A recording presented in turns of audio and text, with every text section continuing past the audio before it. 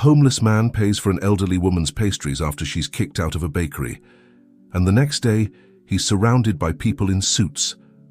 The sun had barely risen over the city skyline when Jack Thompson awoke, feeling the cold pavement against his back. Beside him, curled up under a tattered blanket, slept his 10-year-old daughter, Emily. Jack observed her for a moment, marveling at how, even in the harshest circumstances, she maintained that peaceful expression on her face. "Good morning, my little warrior," whispered Jack, gently stroking Emily's hair. The girl slowly opened her eyes, blinking in the dawn light. "Good morning, Dad," she replied with a sleepy smile. "Is today the day?" Jack nodded, remembering the promise he had made to his daughter. Today they would try to buy a fresh loaf of bread from the neighborhood bakery, a luxury they could rarely afford. Yes, sweetheart, today's the day. As they gathered their few belongings, Jack couldn't help feeling a pang of guilt. How had they ended up like this? Just 3 years ago, they had a roof over their heads and food on the table. But life can take unexpected turns, and a series of bad investments and wrong decisions had left them with nothing. They walked through the city streets, Jack greeting other homeless people he knew, sharing that silent camaraderie of those who understand the weight of living on the margins of society. Emily, for her part, looked at everything with curious eyes, finding beauty in the small details that most people overlooked. A bird building its nest, a flower growing between the cracks in the pavement. When they reached the corner of Main Street, Jack stopped at his usual spot. He took out a small cardboard box and placed it in front of him, sitting down. On the ground, Emily sat beside him, taking out a worn notebook and a chewed-up pencil. "What are you going to draw today?" asked Jack as the first people began to pass by, some ignoring them, others dropping a few coins in the box. "I'm going to draw our future home," Emily replied with determination. "With a garden full of flowers and a kitchen where you can make your famous spaghetti." Jack felt a lump in his throat. His daughter's unbreakable hope was what kept him going day after day. "It's a beautiful drawing, my love. Someday we'll make it a reality." The hours passed slowly. The sun rose high in the sky, bringing the midday heat. Jack counted the coins in the box. Barely enough to buy a loaf of bread, but it was better than nothing. "Come on, Emily," he said, standing up and stretching his stiff muscles. "It's time to fulfill our promise."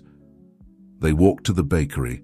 The aroma of freshly baked bread filling the air as they approached. Emily gave a little jump of excitement when she saw the cakes in the window display, and Jack had to remind himself that someday he would be able to buy her one. As they entered the bakery, the contrast between their appearance and the cozy atmosphere of the place was evident. Some people looked at them with suspicion, others with pity. Jack squeezed Emily's hand, giving her strength. It was then that they noticed the commotion near the counter. An elderly woman with white hair tied in a tight bun and dressed in worn but clean clothes was arguing with the bakery manager. "I assure you I forgot my wallet at home," the woman was saying, her voice shaky but dignified. "I can come back later to pay, or if you prefer I can wash the dishes in exchange for the coffee and bread I've already consumed." Tao, manager, a burly man with a flour-stained apron, snorted disdainfully. "Do I look like a fool to you, ma'am? We don't accept beggars here. Either you pay or you leave right now." The old woman paled at the manager's aggressive tone, and Jack felt a pang of empathy. He knew all too well the humiliation of being treated as less than human. Without thinking twice, Jack approached the counter. "I'll pay for what she owes," he said firmly. The manager looked him up and down with contempt. "You don't make me laugh, you can barely feed yourself." Jack felt Emily squeeze his hand and he heard her whisper, "Dad, it's all we have." With a smile full of tenderness, Jack crouched down to look his daughter in the eyes. "Sometimes it's more important to help than to have, my love." Then, turning to the manager, he took the coins out of his pocket. "This should cover what the lady throws and maybe a loaf of bread for us." The old woman, with tears in her eyes, tried to refuse the offer. "I can't accept you need it more than I do." Jack shook his head. "No one should be treated this way. I've got this." The manager, visibly uncomfortable with the situation, reluctantly took the coins and handed them a loaf of bread. The old woman, still moved, introduced herself. "I'm Margaret Williams, I don't know how to thank you for your kindness. Please let me invite you for coffee at my house so I can repay you." Jack was about to politely decline when Emily tugged on his sleeve. "Dad, can we go? It's been so long since we've had real coffee." Looking at his daughter's hopeful eyes and Margaret's kind expression, Jack nodded. "It would be our pleasure, Mrs. Williams." As they left the bakery, Jack couldn't imagine how this simple act of compassion would change the course of their lives. Fate sometimes has mysterious ways of rewarding kindness. Margaret led them through the city streets, gradually moving away from the bustle of downtown towards a quieter neighborhood. Jack noticed how the houses became larger and better maintained, and he couldn't help feeling a twinge of discomfort. What was a woman who lived in this neighborhood doing, forgetting her wallet in a downtown bakery? "It's here," said Margaret, stopping in front of a two-story house with a small garden in front. The paint was a bit faded, and the garden needed care, but it was still more than Jack and Emily had had in years. As they entered, the aroma of old books and dried flowers enveloped them. Margaret led them to a cozy living room where she invited them to sit on a worn but comfortable sofa. "Please make yourselves at home," said Margaret with a warm smile. "I'll prepare some coffee and maybe I can find some cookies." While Margaret disappeared into the kitchen, Emily looked around with wonder. "Dad, did you see how many books there are? And look at those photos." Jack followed his daughter's gaze to a wall covered with framed photographs. In them he saw a younger Margaret smiling, often accompanied by a kind-looking man and a boy who grew older through the images. Margaret returned with a tray, the aroma of freshly brewed coffee filling the room. "I hope you like it. It's not much, but it's with love." As they shared coffee and cookies, Margaret told them her story. She had been a literature teacher for decades, and her husband, now deceased, had been a respected lawyer. Her son, Anthony, was following in his father's footsteps in the legal world. "But life takes many turns," said Margaret with a sigh. "A few years ago we lost almost everything in a bad investment. My pension is barely enough to maintain this house, which is all we have left from better times." Jack listened attentively, feeling an unexpected connection with this woman who, despite the circumstances, maintained her dignity and kindness. "But tell me about yourselves," said Margaret, looking at Jack and Emily with genuine interest. "How is it that two such kind souls find themselves in such a difficult situation?" Jack hesitated for a moment, but something in Margaret's understanding gaze encouraged him to share. He told them about his past as a small business owner, how he had tried to expand his business with a loan, and how everything had come crashing down when the market collapsed. "We lost the house, the business, everything," said Jack, his voice filled with emotion. "Since then, we've been trying to get by, but it's hard when a society sees you as invisible." Emily, who had been listening in silence, added, "But Dad always says that as long as we're together, we have everything we need." Margaret smiled tenderly at the girl's words. "Your father is a wise man, Emily, and very brave. Not everyone would have done what he did today at the bakery." At that moment, the front door opened, and a middle-aged man, dressed in a suit and tie, entered the living room. "Mom, are you okay? I saw your message and came as fast as I—" The man stopped short when he saw Jack and Emily. "Oh, I didn't know we had visitors." Margaret stood up to greet her son. "Anthony, I'm glad you're here. Let me introduce you to Jack and his daughter, Emily. They helped me today in a way you couldn't imagine." As Margaret recounted the events at the bakery, Anthony listened with growing interest, his gaze moving from his mother to Jack and Emily. "It's incredible," said Anthony when Margaret finished her story. "In these times, it's rare to find people willing to help strangers like that." Jack, feeling a bit uncomfortable with the praise, simply said, "Anyone would have done the same." Anthony shook his head. "You're wrong, Jack. Not just anyone would have done it. In fact—" He paused, as if considering something important. "There's something I'd like to talk to you about, if you have a moment." Margaret seemed to understand what her son was thinking. "Emily, dear, would you like to see my book collection while your father and Anthony talk?" Emily's eyes lit up at the proposal, and after receiving a nod from Jack, she followed Margaret to another room. Once alone, Anthony sat across from Jack, his expression serious but kind. "Jack, What you did today for my mother is extraordinary, especially considering your own situation. It's made me think about a project we've had in mind for some time." Jack listened attentively, intrigued by the turn the conversation was taking. "You see," Anthony continued, "my mother has always wanted to do something to help homeless people. We have a property, a large house on the outskirts of the city, that we've been thinking of turning into a shelter. The problem is that we need someone who can manage it, someone who truly understands the needs of people in that situation." Jack felt his heart racing. Was Anthony suggesting what he thought he was? "What I want to propose, Jack, is that you be the one to help us set up and manage that shelter. You'd have a salary, of course, and a place to live with Emily. I know it's sudden and we barely know each other, but something tells me you're the right person for this." Jack was speechless for a moment, overwhelmed by the magnitude of what Anthony was offering him. It was more than he had dared to dream in years. I don't know what to say," Jack stammered. "It's an incredible opportunity, but are you sure? I mean, it's been years since I've handled anything like a business or administration." Anthony smiled understandingly. "I understand your doubts, Jack, but what we need isn't just someone with administrative skills.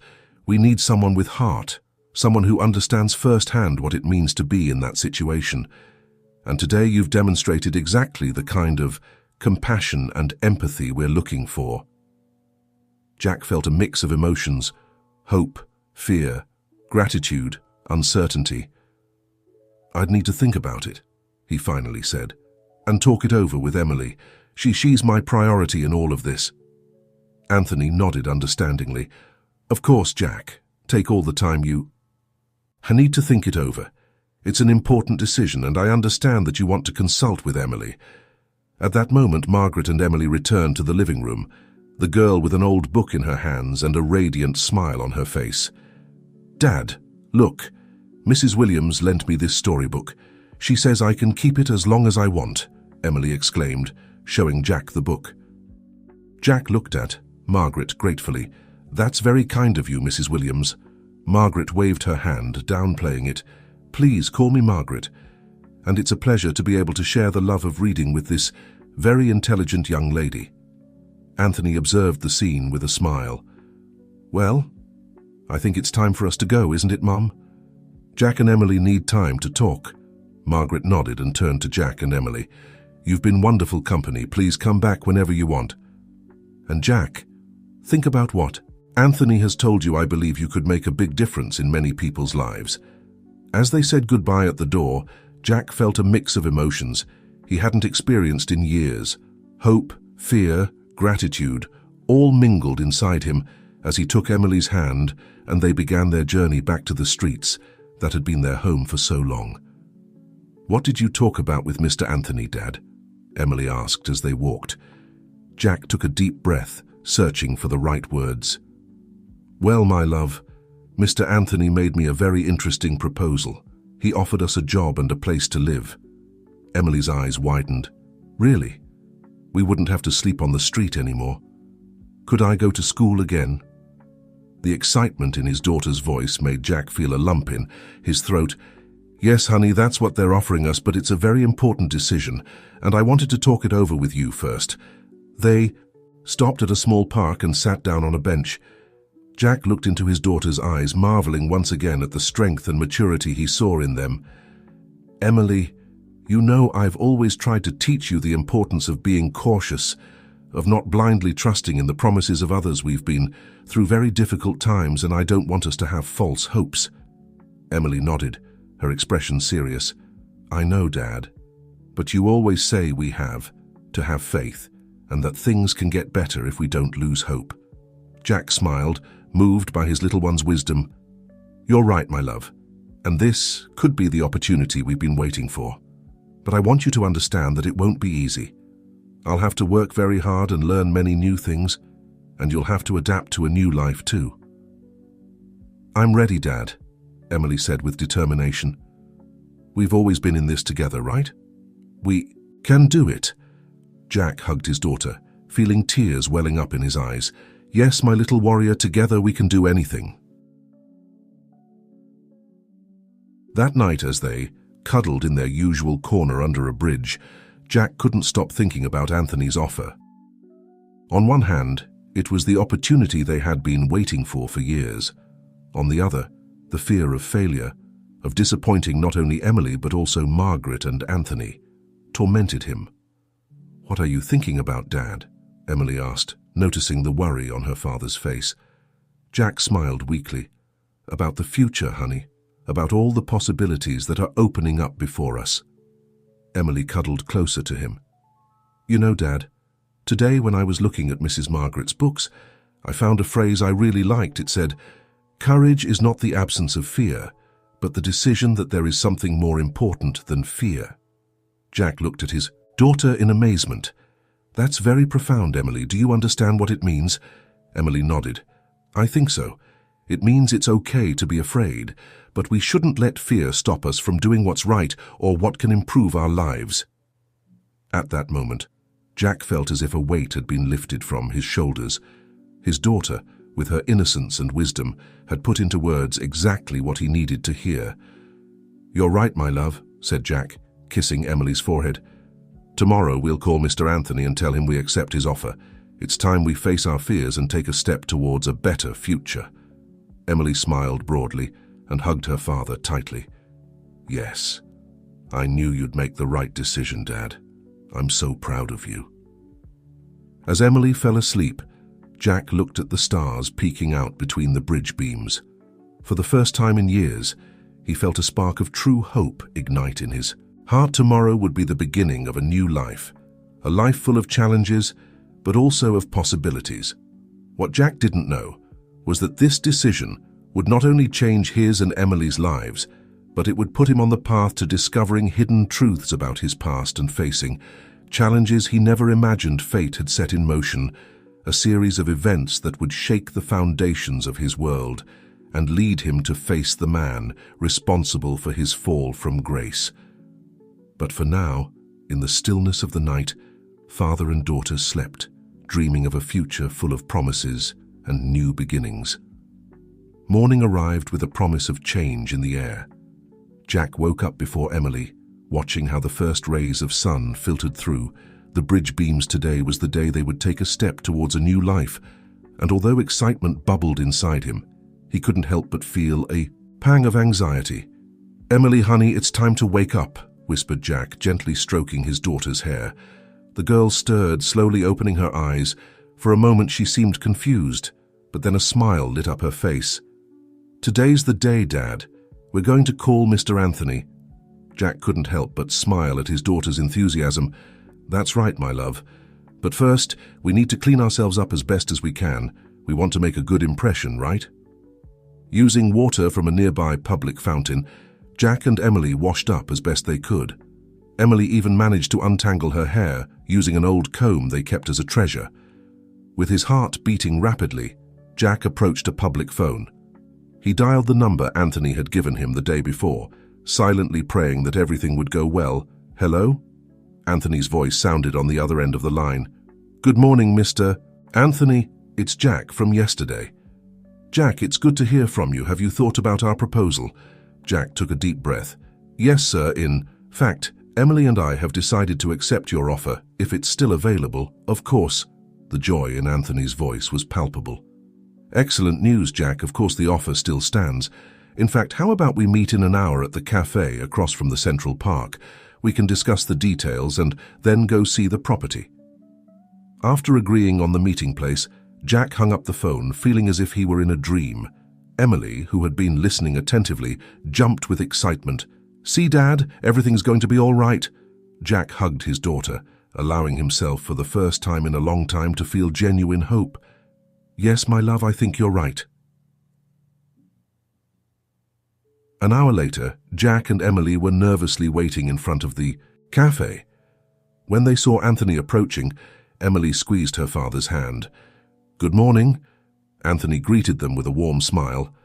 "I'm very glad to. See you. How about we go inside and have something to eat while we talk?" Once seated at a table, with Emily enjoying a hot chocolate and a croissant, courtesy of Anthony, they began to discuss the details of the job and the new life that awaited them. The property is about 30 minutes from the city, Anthony explained. It's a large house with several acres of land. It will need some work to turn it into a functional shelter, but I think it has a lot of potential. Jack listened attentively, nodding. It sounds like a great project.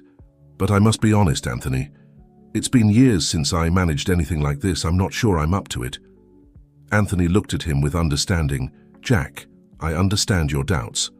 But what we need is someone with heart, someone who truly understands the needs of homeless people. Administrative skills can be learned.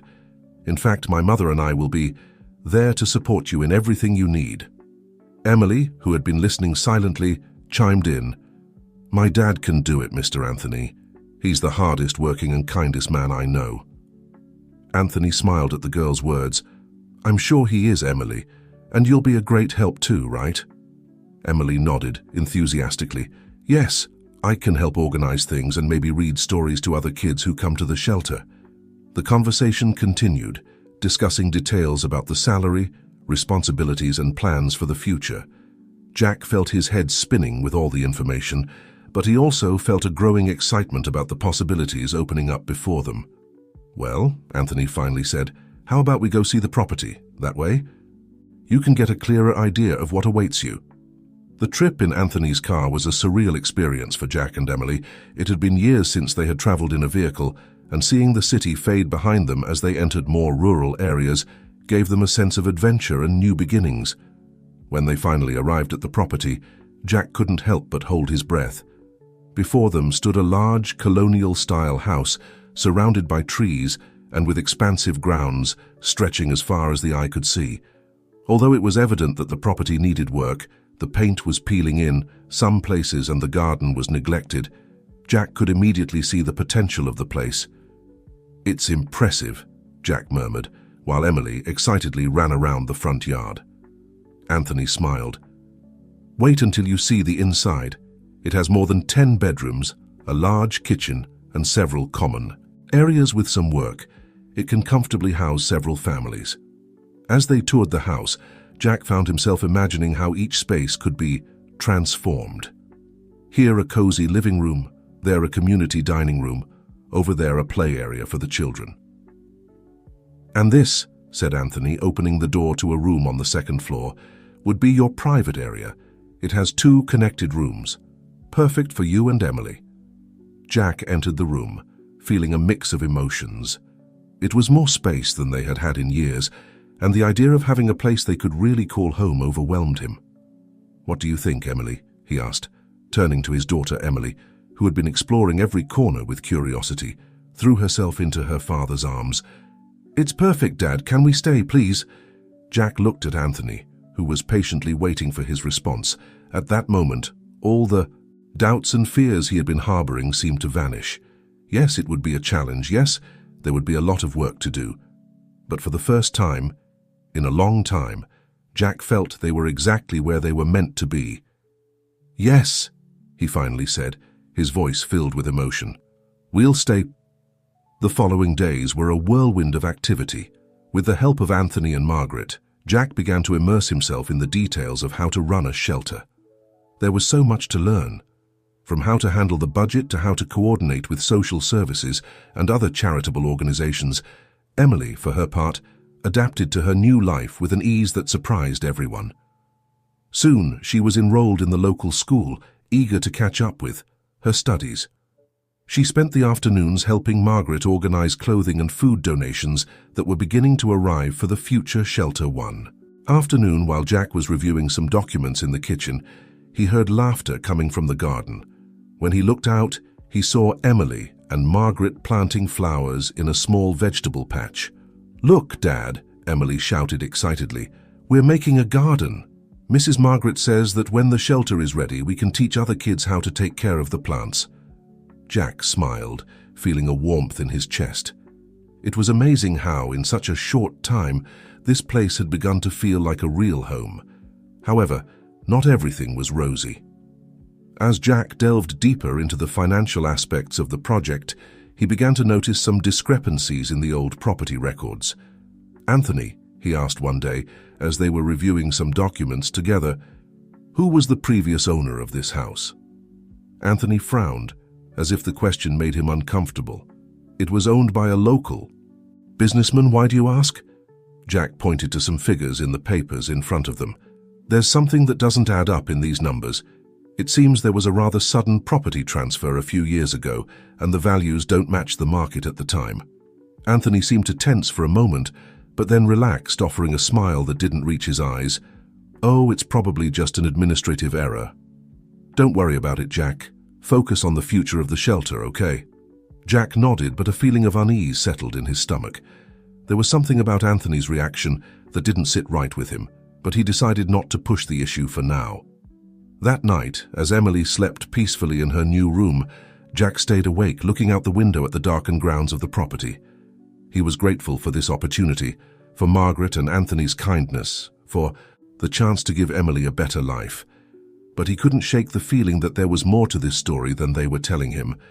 What have I gotten myself into? He murmured to himself, not knowing that soon he would discover that his past and that of this property were more intertwined than he could have ever imagined.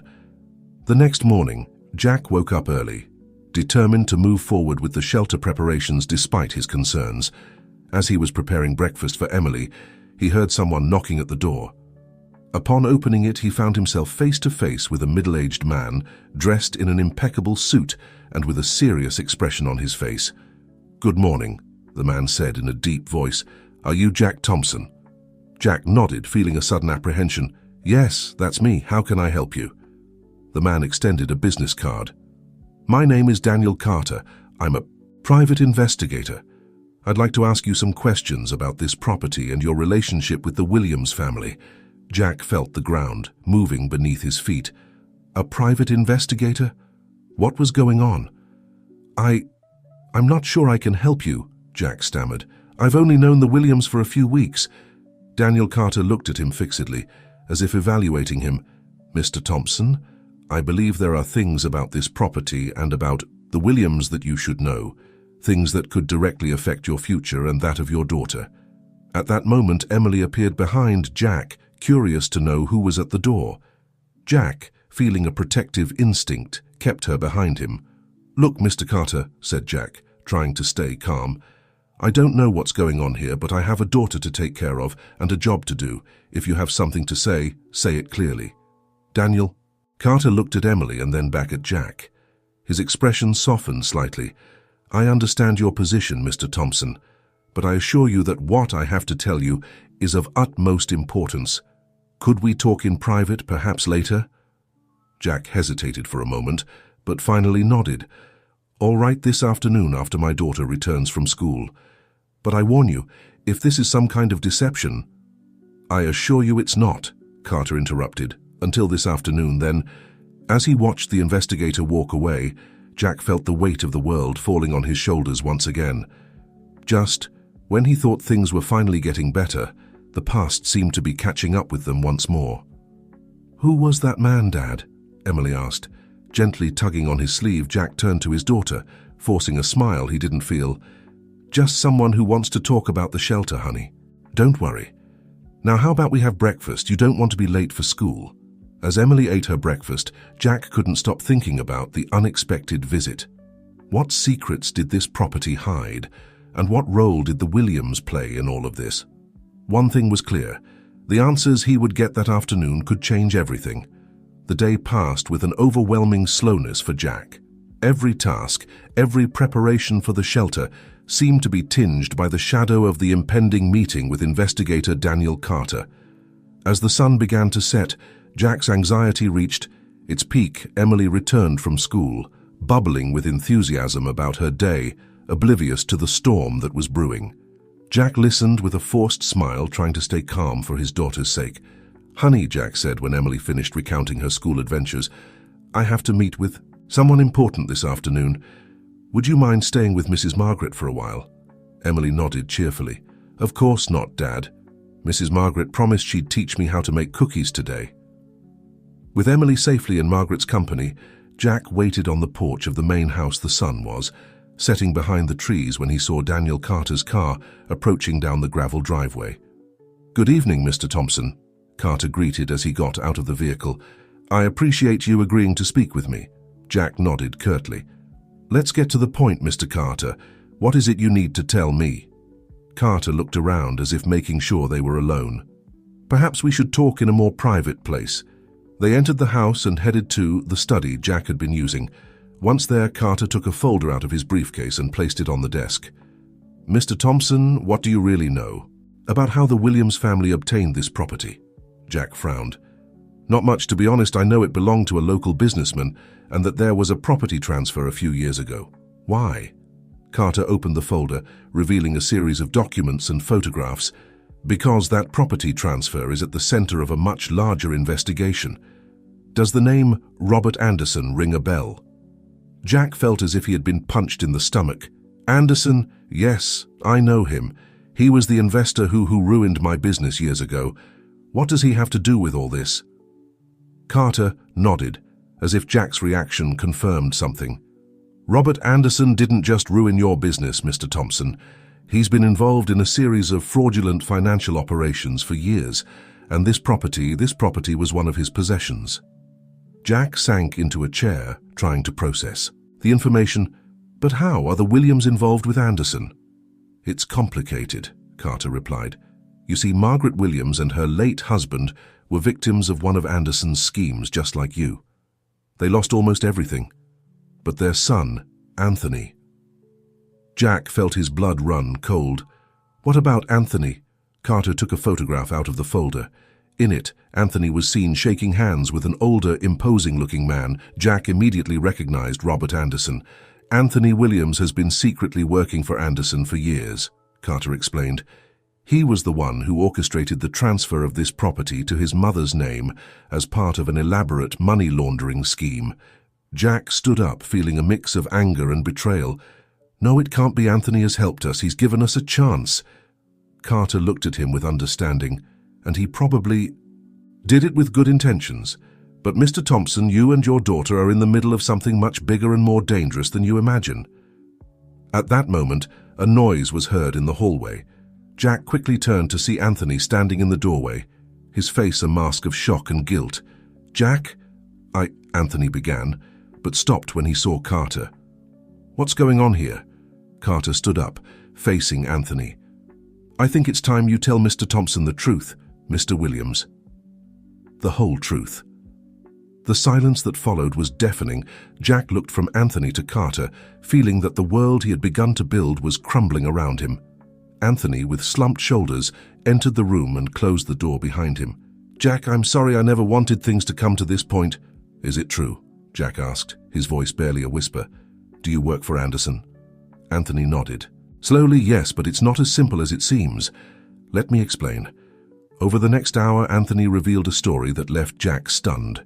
He explained how, after his family lost everything because of Anderson, he had sworn revenge.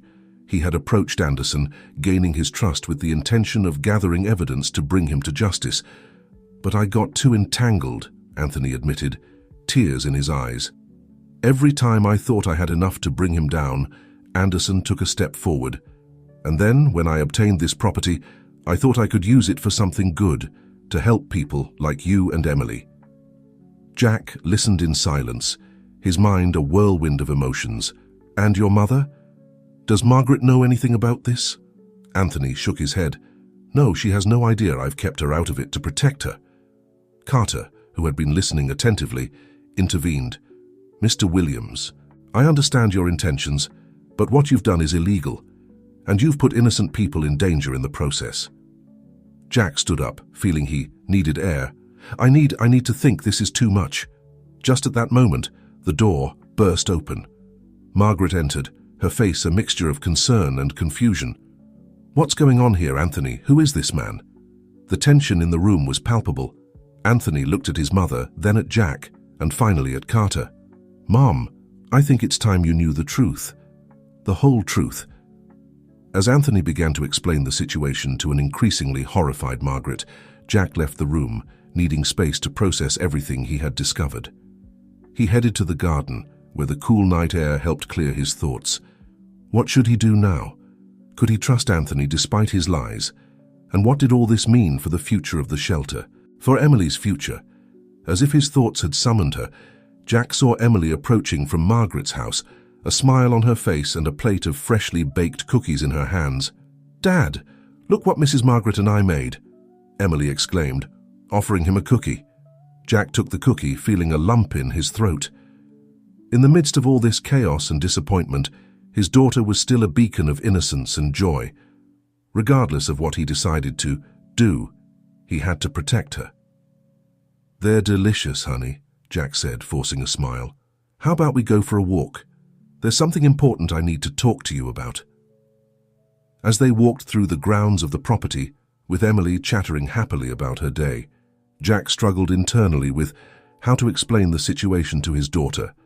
How do you tell a child that the world they were just beginning to build might crumble once again? "Emily," Jack began, stopping and crouching down to be at eye level with his daughter. "Do you remember when I told you that sometimes life presents us with unexpected challenges?" Emily nodded, her expression becoming serious. "Yes, Dad. Like when we had to leave our house." Jack felt a pang of pain remembering those difficult moments. "Exactly, my love. Well, it seems we're facing another one of those challenges now." As Jack explained the situation in the gentlest way possible, omitting the darkest details, Emily listened with a maturity that far exceeded her years. "So, will we have to leave here?" Emily asked, her voice barely a whisper. Jack hugged her tightly. "I don't know, honey, but I want you to know that whatever happens, we'll always be together. You and me against the world, remember?" Emily nodded against her father's chest. "I remember, Dad, and I'm not scared if we're together." As they returned to the house, Jack saw Anthony waiting for them on the porch. His face showed signs of having cried, and guilt was evident in his eyes. "Jack, Emily," Anthony said softly, "can we talk?" Jack looked at Emily, who nodded bravely. Together they approached Anthony. "I'm so sorry," Anthony began. "I never wanted things to get to this point. I thought I could fix everything, that I could bring justice and help people like you at the same time. But I was wrong." Jack looked at him steadily. "What's going to happen now, Anthony?" Anthony took a deep breath. "I've decided to turn myself into the authorities. I'm going to confess everything I know about Anderson and his operations. It's the only way to make things right." Jack was surprised by this declaration. "And what will happen to the shelter? To all the people we plan to help?" "That depends on you, Jack," Anthony replied. "Legally, this property now belongs to my mother. She wants the shelter to go ahead, with or without my involvement. The question is, are you willing to stay and continue with the project, knowing all of this?" Jack looked at Emily, who returned his gaze with a mixture of hope and determination in her eyes. Then he thought about all the homeless people who could benefit from the shelter, about the opportunity to make a real difference in the world. "It won't be easy," Jack finally said. "There will be many questions, a lot of distrust to overcome. But if your mother agrees, and if we can make sure everything is done legally and transparently from now on, I think it's worth trying." Anthony nodded, a small smile of relief crossing his face. "Thank you, Jack. I know I don't deserve your trust, but I promise I'll do everything I can to make things right, even from jail if necessary." At that moment, Margaret came out of the house, her eyes red from crying, but with an iron determination in her gaze. "Jack, Emily, I want you to know that no matter what happens with Anthony, you will always have a home here. This shelter will become a reality, and it will be a testimony that even from the greatest mistakes, something good can be born." Emily, who had been listening in silence, stepped forward. "Mrs. Margaret, Mr. Anthony, can I say something?" Everyone looked at her, surprised. Emily took a deep breath and said, "My dad has always taught me that we all make mistakes, but what's important is how we fix them. I think we can do something really good here, all together." Emily's words seemed to dissolve some of the tension in the air. Jack hugged her with pride, marveling once again at his little one's wisdom. "You're right, honey," Jack said. "We're going to do something good here together." As the sun set on the horizon, Jack, Emily, Margaret, and Anthony stayed on the porch, united by a strange mixture of sadness, hope, and determination. The road ahead would be difficult, full of legal and emotional obstacles, but also full of possibilities. What none of them knew at that moment was that their decision to go ahead with the shelter would attract the attention not only of the local community, but also of Robert Anderson himself. The powerful businessman, upon learning of Anthony's betrayal and the transformation of his former property into a shelter, would begin to use his influence to stop the project. But for now, in the peace of the sunset, Jack allowed himself to feel a ray of hope. Looking at Emily, he remembered the words she had shared days ago. Courage is not the absence of fear, but the decision that there is something more important than fear. With that idea in mind, Jack prepared to face the challenges that would come. The shelter would not only be a home for those in need, but also a symbol of redemption and hope. The following days were a whirlwind of activity and emotions. As promised, Anthony turned himself in to the authorities, causing a media scandal that shook the community. Margaret, devastated but determined, remained firm in her decision to go ahead with the shelter project. Jack suddenly found himself at the center of a storm, trying to navigate between police investigations, questions from journalists, and curious looks from neighbors. However, his determination did not waver. Every morning, seeing Emily's hopeful smile, he found the strength to carry on. A week after the revelations, Jack was in the shelter's makeshift office, reviewing documents and trying to bring order to the chaos, when Margaret entered with a worried expression. "Jack, we have a problem," she said, dropping into a chair in front of him. "The bank has frozen the accounts associated with the property.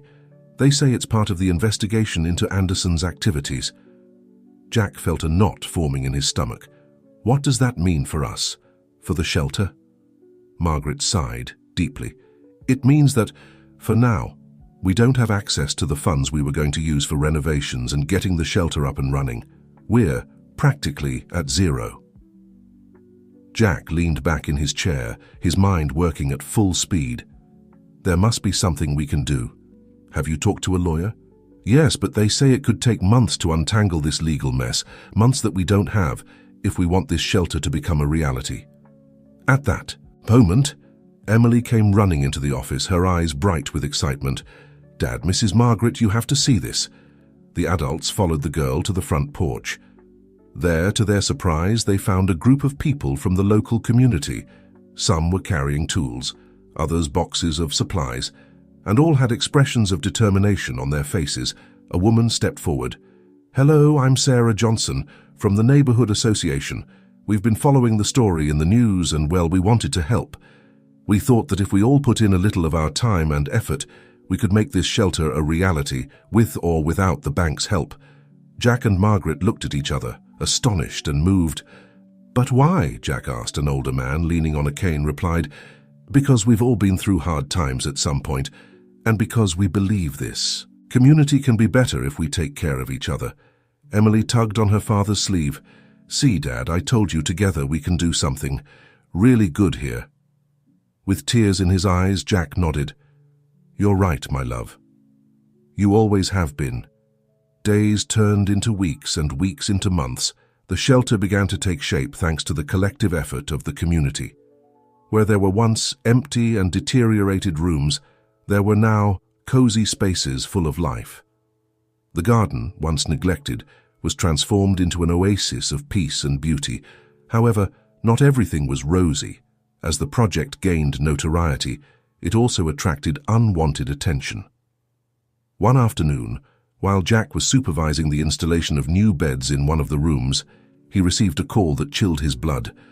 "Mr. Thompson," said a grave voice on the other end of the line. "This is Robert Anderson, I believe. It's time for you and I to have a conversation." Jack felt the world stop for a moment. How did you get this number?" Anderson's laugh was cold and calculating. "Oh, Jack, I have my resources, but that's not important now. What matters is that you're playing with fire, and I'm afraid if you're not careful, you could get burned along with everyone you care about." "Is that a threat?" Jack asked, trying to stay calm. "Call it a friendly warning. That shelter you're building, it's destined to fail. It would be a shame if all those community efforts were in vain, don't you think? But perhaps we could come to an agreement that benefits us both." Jack gripped the phone tightly. "I'm not interested in any agreement with you, Anderson. What we're doing here is legal and right." "Ah, Jack," Anderson sighed, "always so noble. But remember, nobility doesn't pay the bills or protect loved ones. Think about it, I'll be in touch." The call ended, leaving Jack shaking with rage and fear. How dare Anderson threaten him, threaten everything they had worked so hard for? That night, after putting Emily to bed, Jack met with Margaret in the kitchen he told her about. Anderson's call, watching the woman's face pale with each word. "My God, Jack," Margaret whispered. "What are we going to do?" Jack looked out the window towards the half-built shelter. "I don't know, Margaret, but I know we can't give up. We've come too far. We've inspired too many people. We can't let Anderson take this away from us." Margaret nodded slowly. "You're right, but we need help. We can't face someone like Anderson alone." "Maybe," Jack began, an idea forming in his mind, "maybe we don't have to do it alone. The community has already shown us their support. What if we bring this fight into the public light? Anderson operates in the shadows, but we can operate in broad daylight." Margaret looked at him, a spark of hope lighting up in her eyes. "What do you have in mind?" "A press conference," Jack said, his voice gaining confidence. "We'll tell our story, the true story behind this shelter. We'll talk about Anderson's corruption and how it has affected so many lives. If we expose his actions to public scrutiny, maybe we can protect ourselves and the shelter at the same time." Margaret considered the idea for a moment. "It's risky. Jack Anderson is powerful and has many connections. It could be dangerous for all of us." "I know," Jack admitted, "but what alternative do we have? We can't live in fear, not after all we've accomplished." As they discussed the details of their plan, neither of them noticed Emily, who was silently listening from the stairs. The girl, with a determination that rivaled her father's, made a decision at that moment she too would do her part to protect their new home and the people she loved. The next morning, while Jack and Margaret prepared to contact the local media, Emily put her own plan into motion. With the help of her new school friends, she began organizing a social media campaign to tell the story of the shelter and expose Anderson's actions. What no one knew at that moment was that the actions of this brave 10-year-old girl would be the spark that would ignite a much larger movement, one that would shake the foundations of Anderson's empire and change the course of their lives forever. As the community prepared to face Anderson and Emily secretly worked on her campaign, Jack faced his own internal conflict. Was he doing the right thing by exposing his daughter and everyone he cared about to potential danger? Or was this the moment to take a firm stand against injustice, regardless of the consequences? The answer to these questions would come soon, and with it, an unexpected turn that no one could have anticipated. Dawn arrived with a mixture of anticipation and fear. Jack woke up before the alarm went off, his mind already racing with plans for the press conference that would be held that afternoon. He dressed silently, trying not to wake Emily, who was sleeping peacefully in the adjoining room. As he went downstairs, he found Margaret in the kitchen. The older woman seemed not to have slept all night, with dark circles under her eyes, but an iron determination in her gaze. "Good morning, Jack," Margaret greeted, offering him a cup of coffee. "Are you ready for today?" Jack took the cup, grateful for the warmth and caffeine. "As ready as I can be. Have you heard anything from Anthony?" Margaret shook her head. "His lawyer says he's fully cooperating with the authorities, but the case is complex. It could be a long time before we have any concrete news." Jack nodded, thoughtful. Anthony's absence felt like a void in the house, a constant reminder of how their lives had changed in such a short time. "Do you think we're doing the right thing, Margaret?" Jack asked, his voice barely a whisper. "Exposing all of this, it could put not only us in danger, but everyone who has helped us." Margaret put a comforting hand on his shoulder. "Jack, sometimes the greatest danger is doing nothing. If we stay silent, Anderson will win. And not only will we lose, but so will all the people this shelter could help in the future." Her words were interrupted by the sound of footsteps on the stairs. Emily appeared, rubbing her eyes sleepily. "Good morning," the girl mumbled, heading straight to hug her father. Jack hugged her tightly, feeling a wave of love and protection. "Good morning, my little warrior. Did you sleep well?" Emily nodded, but Jack noticed an unusual gleam in her eyes, as if she were hiding something. Before he could inquire further, the doorbell rang, startling them all. Margaret went to answer, returning moments later with a surprised expression on her face. "Jack, it's Investigator Carter. He says he has important information." Daniel Carter entered the kitchen, his face a mask of professional seriousness. "Good morning, everyone. I'm sorry for the intrusion so early, but I thought you'd want to know this before your press conference." Jack tensed, preparing for more bad news. "What's going on, Mr. Carter?" The investigator took a folder out of his briefcase. "I've been following some leads on Anderson's operations, and I think I've found something that could be crucial to your case." As Carter explained his findings, showing documents and photographs, Jack felt his head spinning. Apparently, Anderson had not only been involved in financial fraud, but also in a network of corruption that extended to the highest levels of local government. "It's incredible," Margaret murmured, leafing through the documents. "With this, we could not only save the shelter, but also bring Anderson to justice once and for all." Emily, who had been listening silently, suddenly spoke up. "That means the bad man can't hurt us anymore, right, Dad?" Jack looked at his daughter, again noticing that strange gleam in her eyes. "That's what we hope, honey. But we still have a lot of work ahead of us." Carter nodded, putting the documents away. "That's right, and you must be careful. Anderson won't give up without a fight. Today's press conference will be crucial."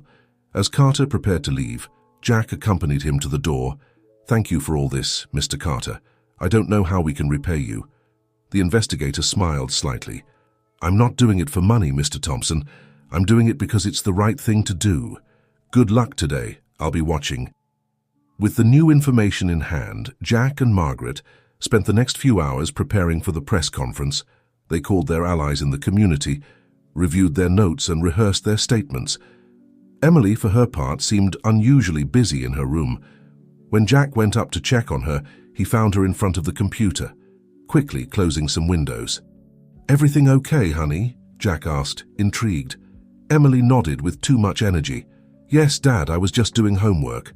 Jack decided not to push, although part of him suspected his daughter was up to something. "All right, my love, remember that today is an important day.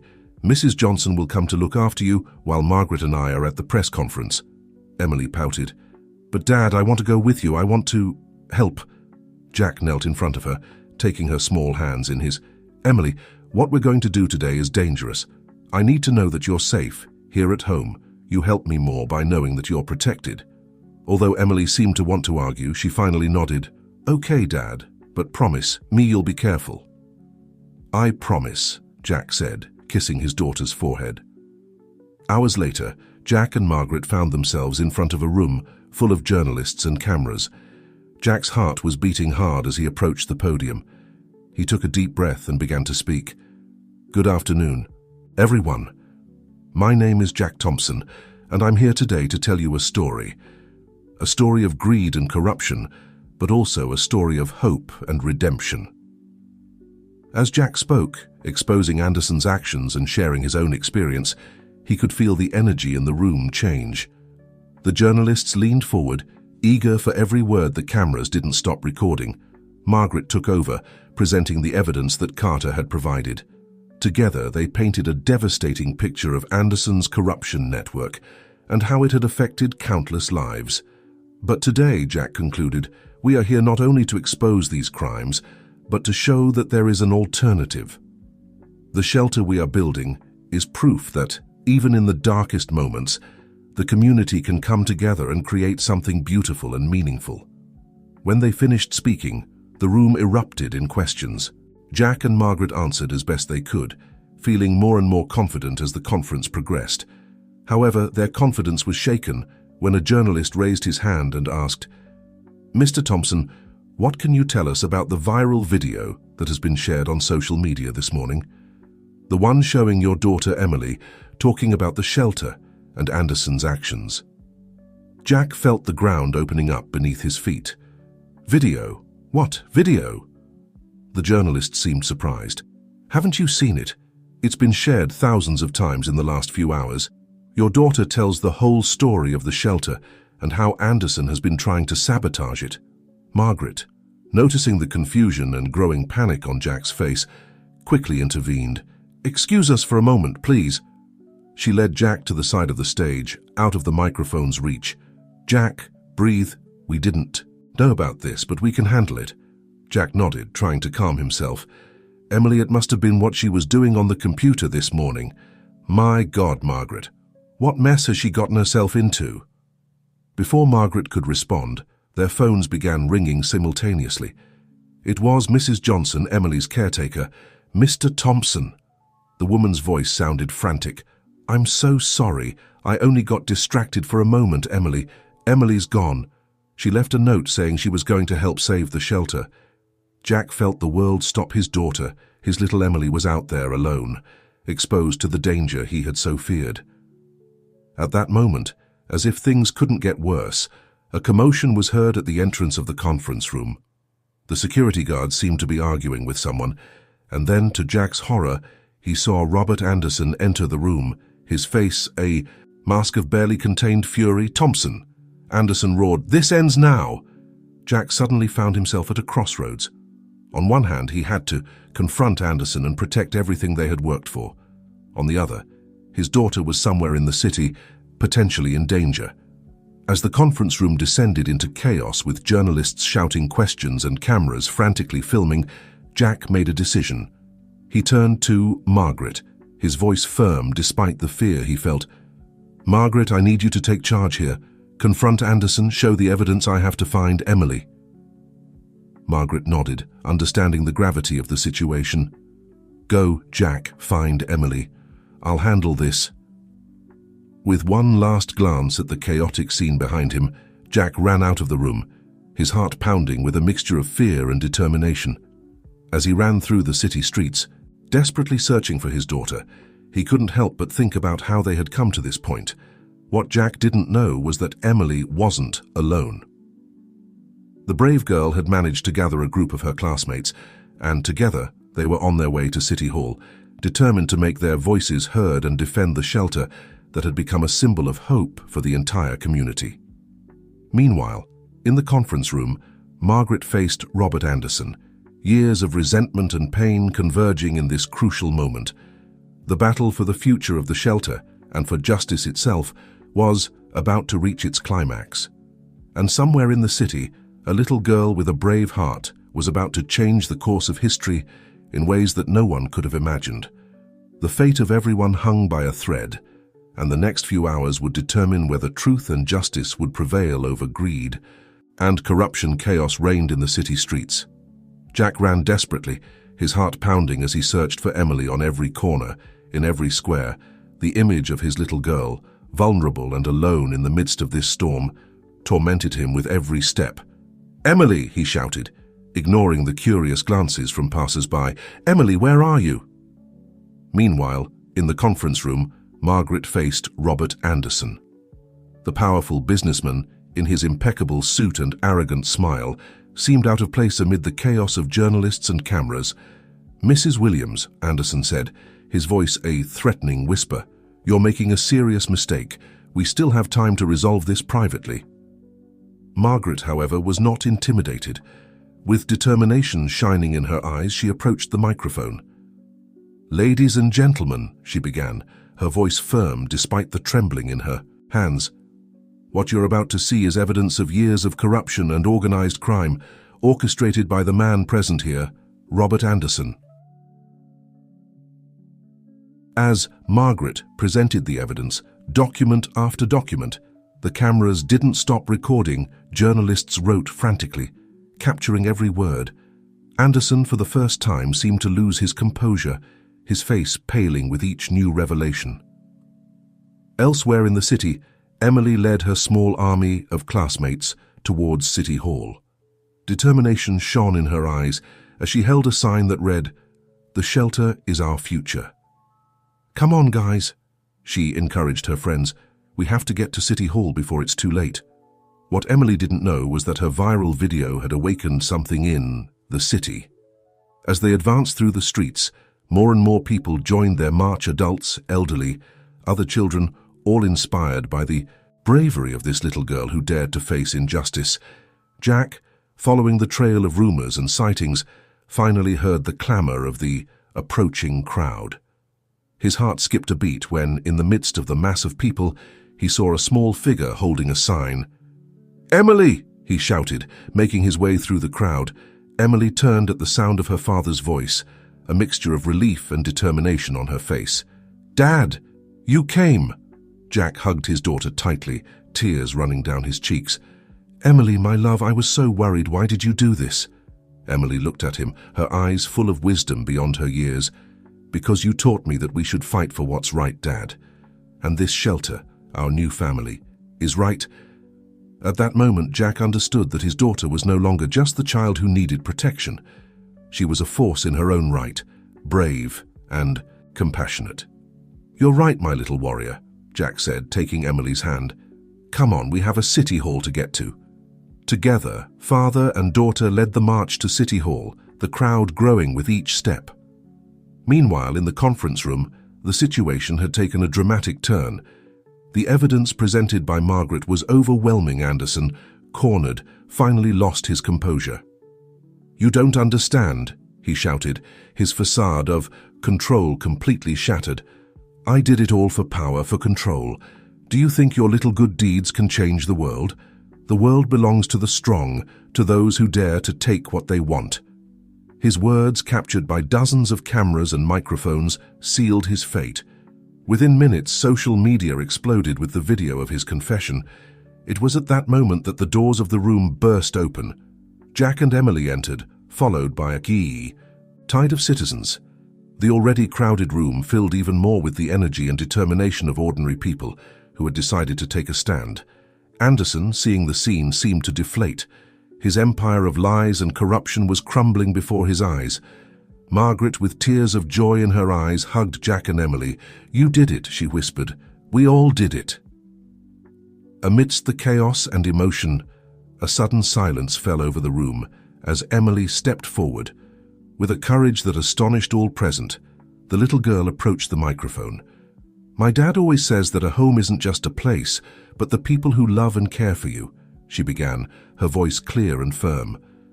"The shelter we're building isn't just for homeless people, it's for all of us. It's a reminder that together we can do incredible things." Her words, simple but powerful, resonated in the room and soon, throughout the city, through live broadcasts. At that moment, something changed. It was no longer just a fight against Anderson or for a shelter. It was the awakening of a community, rediscovering its power and its heart. The following weeks were a whirlwind of events. Anderson was arrested. His empire of corruption dismantled piece by piece. Anthony, thanks to his cooperation and the testimony of Jack and Margaret, received a reduced sentence and the opportunity to redeem himself. The shelter, far from being shut down, became the center of a community renewal movement. Donations came from everywhere. Volunteers offered to help, and little by little, Jack, Margaret, and Emily's dream became a reality. A month after that fateful day, Jack found himself on the porch of the shelter, watching as a group of children, led by Emily, planted flowers in the garden. Margaret joined him, a cup of coffee in her hands. "Who would have imagined we'd get to this?" Margaret said, a warm smile on her face. Jack nodded, his heart full of gratitude. "Certainly not me. When we arrived here, I was so scared, so unsure. And look at us now," Margaret completed. "We've created something beautiful, something that will last."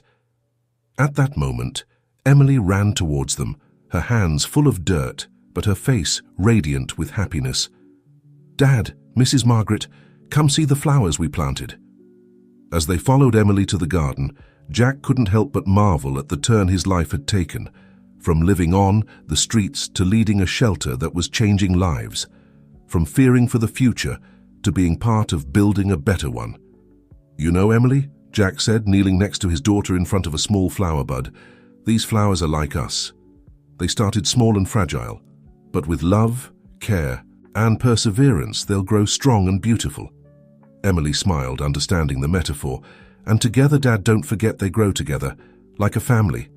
Jack hugged his daughter, looking at Margaret and all those who now formed part of their extended family. "You're right, my love. Together, always together." As the sun set over the shelter, bathing the garden in a warm golden glow, Jack felt a peace he hadn't experienced in years. They had faced adversity, they had fought against injustice, and they had triumphed. But more than that, they had rediscovered the power of love, community, and hope. The shelter, which was once the symbol of Anderson's corruption, now stood as a beacon of hope for the entire city. A reminder that even in the darkest moments, the light of human kindness can shine brightly, transforming lives and entire communities. And so, as night fell and the first stars appeared in the sky, Jack, Emily, and Margaret stayed in the garden, surrounded by their new family, their hearts full of gratitude and their eyes fixed on a bright future full of possibilities. Somewhere in the city, in a cold and lonely cell, Robert Anderson reflected on the consequences of his actions, perhaps for the first time in his life, understanding the true cost of greed and misused power. And in the streets, in homes, in people's hearts, a new story began to be written. A story of redemption, of second chances, of community, and above all, of unbreakable hope. Because in the end, as Jack, Emily, and Margaret had shown, true power doesn't reside in money or influence, but in the capacity of the human spirit to rise up, to care for others, and to create a better world, one act of kindness at a time.